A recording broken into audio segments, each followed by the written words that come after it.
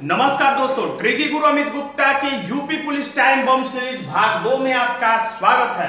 दोस्तों, मैं यह दावा नहीं करता कि मैंने जो प्रश्न बताया है हूबहू यही प्रश्न आपकी परीक्षा में फंसे, बल्कि मैं यह जरूर कहता हूं कि सेम टू सेम इसी प्रकार का प्रश्न आपकी परीक्षा में जरूर से ही पूछा जाएगा। तो आइए देखते हैं ऐसे प्रश्नों को ट्रिकी तरीके से कैसे लगाएंगे। समीर पूरब की दिशा की ओर मुंह किए खड़ा था, तो जो ही आपको समझ में आ जाए कि दिशा परीक्षण का प्रश्न है, तो मैंने अपने पिछले वीडियो में भी बताया था कि आपको तुरंत सरकते हुए चले आना नीचे और देख लेना कि पूछा क्या जा रहा है। उसका मुंह किस दिशा की ओर है, उसका मुंह किस दिशा की ओर है।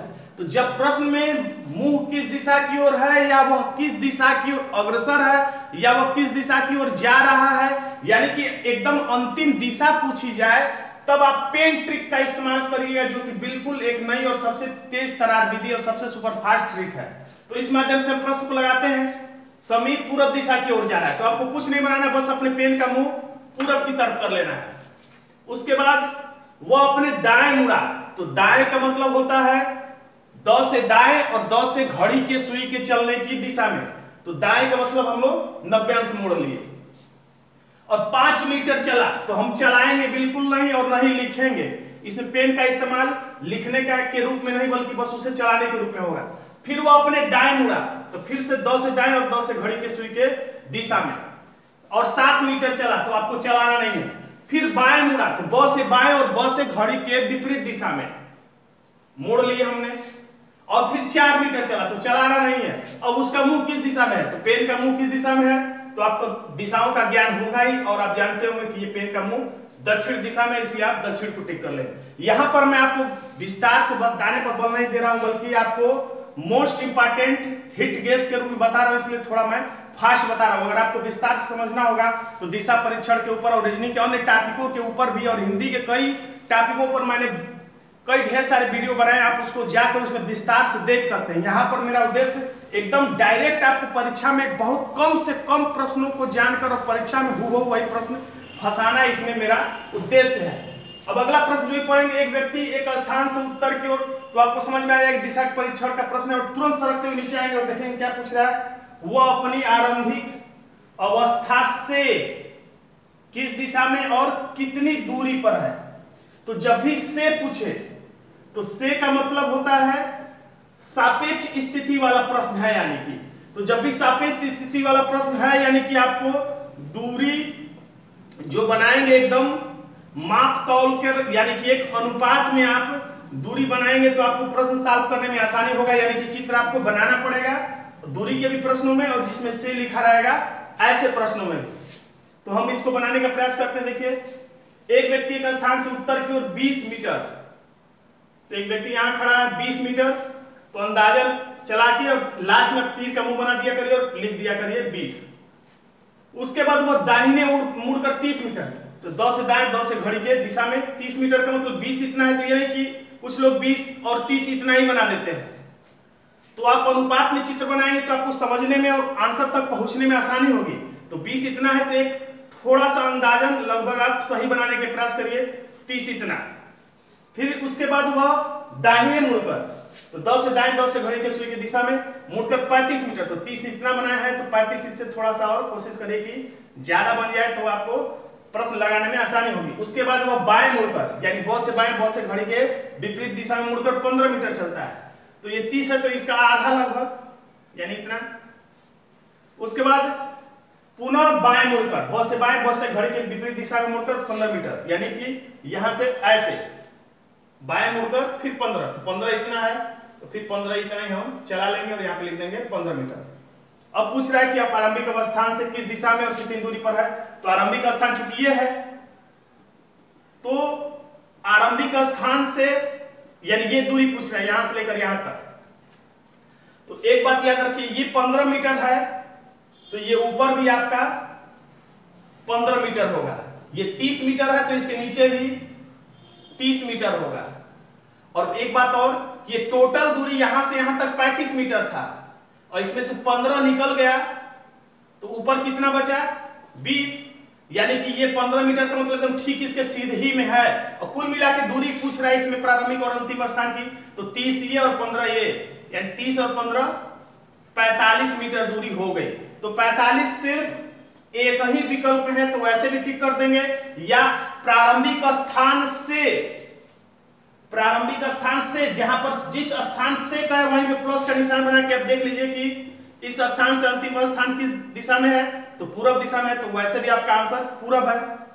तो 45 मीटर पूर्व इसका आंसर होगा। तो आइए दोस्तों हम तीसरा प्रश्न देखते हैं। एक लड़का उत्तर पूर्व की ओर 3 किलोमीटर। तो ऐसे प्रश्नों में जिसमें 8 दिशाओं की जानकारी चाहिए उसमें आप एक छोटा सा प्लस बना लीजिए। उत्तर पूर्व, तो ये उत्तर है और ये पूर्व है, तो उत्तर पूर्व की ओर 3 किलोमीटर चला, तो अंदाज से आप इतना ऐसे लिख सकते हैं।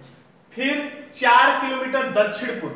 तो अब यहां से अगर आपको नहीं समझ में आता है दक्षिण पूर्व किधर और कैसे मुड़े, तो सबसे आसान तरीका है कि इस तीर से थोड़ा सा पहले आप प्लस की कल्पना कर लीजिए या प्लस बना लीजिए। तो छोटा सा प्लस बनाइए और अब आपको समझ में आ जाएगा दक्षिण पूर्व का मतलब ये दक्षिण है और ये पूर्व है, यानी इसके बीचों बीच कितना 4, तो 3 से थोड़ा सा ज्यादा 4 चल लीजिए। अब पूछ रहा है कि शुरुआती स्थान से वो कितनी दूर है, यानी कि यहां से ये वाली दूरी आपसे पूछी जा रही है। तो दोस्तों जब भी ये तिरछा रास्ता पूछे तो आपको ये और ये दूरी पता होना चाहिए। ये और ये दूरी पूछे तो ये तिरछा वाला रास्ता यानी कर्ण या विकर्ण आपको पता चल जाएगा। तो इसका सूत्र क्या है, तो कर्ण बराबर आधार का वर्ग प्लस लंब का वर्ग। मैं बहुत तेजी के साथ बता रहा हूं क्योंकि ये सारे बातें मैं पहले अपने पिछले वीडियो में बता चुका हूं, तो यहाँ पर मैं आपको जल्दी जल्दी बताता हूं। तो यहाँ पे कर्ण का मतलब तिरछा वाला रास्ता पूछ रहा है, तो इसमें आधार हो गया 3 का वर्ग प्लस 4 का वर्ग, फिर 9 और प्लस 16, और यहाँ पर आंसर आ जाएगा 25, और कड़ी से बाहर निकालेंगे तो हमारा 5 की भी आंसर आ जाएगा। तो आपको ये सब कुछ करने की जरूरत है, आप यहीं पे कर दें। तितली के 9, 4 चौके 16, 16 9 25, 25 का 5 आप यहाँ पे डायरेक्ट लिख सकते हैं। और एक गुप्त बात ये भी है कि ज्यादातर प्रश्नों में 5 ही आंसर आता है, लेकिन फिर भी आप कैलकुलेशन करके देख लीजिएगा। तो दोस्तों अब चलिए हम अगला प्रश्न देखते हैं। DEDICATE के अक्षरों के प्रयोग से कौन सा शब्द बनाया जा सकता है। तो दोस्तों ऐसे प्रश्नों को एक मैं आपको बात बता रहा हूं, उसको आप परीक्षा में ध्यान दीजिएगा। बनाया जा सकता है तो आप उसको अंडरलाइन जरूर करिएगा, क्योंकि कभी कभी जल्दीबाजी में आप बनाया जा सकता पूछा, नहीं बनाया जा सकता वाले को आप टिक कर सकते हैं। जैसे इसमें पूछा है अक्षरों के प्रयोग से कौन सा नहीं बनाया जा सकता, तो इस नहीं को अंडरलाइन जरूर करिए। हाँ को आप करना भूल भी जाए तो नहीं वाले को तो जरूर किया करिए, क्योंकि इसके वजह से भी आसान से आसान प्रश्न भी गलत हो जाता है। ये प्रश्न दोनों बहुत ही आसान है, लेकिन इसके बावजूद भी मैं आपको इसलिए बता रहा हूं क्योंकि ये दोनों ही प्रश्न आपके परीक्षा में जरूर होंगे। भले ये शब्द बदल जाएगा, लेकिन ये आसान सा दिखने वाला प्रश्न आपकी परीक्षा में जरूर होगा। तो आइए देखते हैं इसको कैसे तेजी से सॉल्व किया जाएगा। तो पूछ रहा बनाया जा सकता है, तो इसको चेक करिए। डी इसमें है, ई इसमें है, डी इसमें है, यू इसमें नहीं है कहीं पे, इसलिए ये अक्षर नहीं बनाया जा सकता है। डी इसमें है, ई है, एम नहीं है, यानी कि ये भी अक्षर नहीं बनाया जा सकता है। तेजी से आपको सॉल्व करना है तो कम से कम 3-3 अक्षर, 4-4 अक्षर, 2-2 अक्षर एक साथ पढ़ा करें। जैसे DER, तो DER, तो R नहीं दिख रहा है, तो 2-2 3-3 अक्षर, 4-4 अक्षर या जितना आप याद कर सकते हैं उसको उतना आप याद करके इसमें खोजेंगे तो तेजी से खोज पाएंगे। तो तीनों में अगर आपने ध्यान से खोजा है कि नहीं है, तो चौथे में बिना खोजे भी आप टिक कर सकते हैं। ऐसा करने में आपका समय बचेगा, लेकिन कॉन्फिडेंस होना चाहिए कि ऐसा ना हो कि आप इसमें भी कोई अक्षर खोज लें ऐसा कि जो नहीं बनेगा। इसका मतलब है कि आपने ऊपर ध्यान से नहीं पढ़ा और फिर से खोजने की जरूरत है। लेकिन अगर आपने ध्यान से खोजा तो बिना चेक किए इसको टिक कर सकते हैं। आइए हम यहाँ पे समय आपको देख लेते हैं। इसको डी इसमें है, ई और जल्दी खोजने के लिए CIDE ऐसे चेक किया करिए। अब इसमें पूछ रहा है कौन सा नहीं बनाया जा सकता है, तो जी यहां पर है, ई यहां पर है, ऐसे टिक करके भी आप चेक कर सकते हैं। NER,